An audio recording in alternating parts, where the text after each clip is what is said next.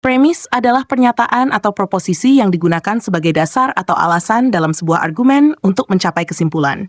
Dalam logika dan penalaran, premis berfungsi sebagai fondasi yang mendukung kesimpulan yang ingin dicapai. Biasanya, argumen terdiri dari satu atau lebih premis yang mengarah pada suatu kesimpulan, dan hubungan antara premis dan kesimpulan inilah yang membentuk struktur logis argumen. Jenis-jenis premis.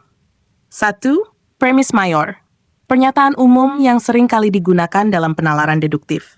Contoh, semua manusia akan mati. 2. Premis minor. Pernyataan yang lebih spesifik, yang biasanya berkaitan dengan premis mayor. Socrates adalah manusia. 3. Premis tersurat, premis yang dinyatakan secara eksplisit dalam argumen. Contoh, semua hewan membutuhkan makanan untuk hidup. 4. Premis tersirat, premis yang tidak secara langsung disebutkan, tetapi diasumsikan dalam argumen. Dalam argumen, hutan harus dilindungi karena memberikan oksigen, ada premis tersirat bahwa oksigen penting untuk kehidupan. Fungsi premis, memberikan alasan, premis mendukung alasan di balik suatu kesimpulan, menunjukkan mengapa kita harus menerima kesimpulan tersebut. Menjelaskan hubungan logis, premis membantu menghubungkan fakta-fakta atau proposisi yang mendasari kesimpulan. Menyusun argumen, tanpa premis, argumen tidak akan memiliki struktur logis yang dapat diandalkan untuk mendukung kesimpulan. Contoh argumen dengan premis. 1. Premis that what? Semua manusia akan mati. 2. Premis 2. Socrates adalah manusia. 3. Kesimpulan, Socrates akan mati. Dalam contoh ini, kedua premis mendukung kesimpulan melalui penalaran deduktif. Hubungan logis antara premis mayor dan premis minor membawa kita pada kesimpulan yang sah. Ciri-ciri premis yang baik. Berdasarkan fakta, premis harus didasarkan pada fakta yang dapat diverifikasi atau diterima secara luas. Relevan. Premis harus relevan dengan kesimpulan yang ingin dicapai. Bebas dari bias. Premis yang baik haruslah objektif dan tidak dipengaruhi oleh prasangka atau asumsi yang tidak didukung bukti. Konsisten. Premis harus konsisten satu sama lain dan tidak saling bertentangan. Hubungan antara premis dan kesimpulan. Dalam sebuah argumen, premis digunakan untuk membangun logika yang mendukung kesimpulan. Jika premisnya benar dan relevan, maka kesimpulan yang ditarik dari premis tersebut juga akan logis.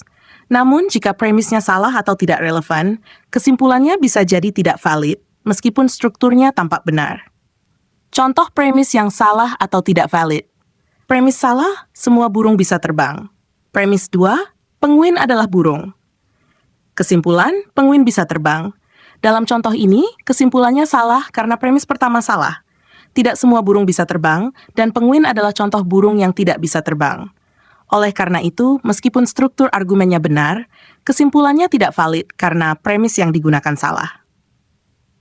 Kegunaan premis dalam diskusi dan debat. Menjadi titik awal diskusi, premis seringkali digunakan untuk memulai diskusi logis dalam debat atau argumen. Dengan menyepakati premis tertentu, kedua belah pihak dapat mendiskusikan kesimpulan yang berbeda. Menguji kebenaran. Dalam argumen ilmiah atau filosofis, premis digunakan untuk menguji kebenaran atau validitas suatu kesimpulan melalui metode penalaran logis. Evaluasi premis. Untuk memastikan bahwa argumen didukung oleh premis yang kuat, evaluasi terhadap premis diperlukan. Berikut beberapa cara mengevaluasi premis. 1. Apakah premis benar? Apakah premis tersebut berdasarkan fakta atau bukti yang bisa diverifikasi? 2. Apakah premis relevan? Apakah premis terkait langsung dengan kesimpulan? 3. Apakah premis logis? Apakah ada kontradiksi atau inkonsistensi dalam premis tersebut? 4. Apakah premis dapat dipertahankan? Apakah premis dapat dipertahankan ketika diuji secara kritis?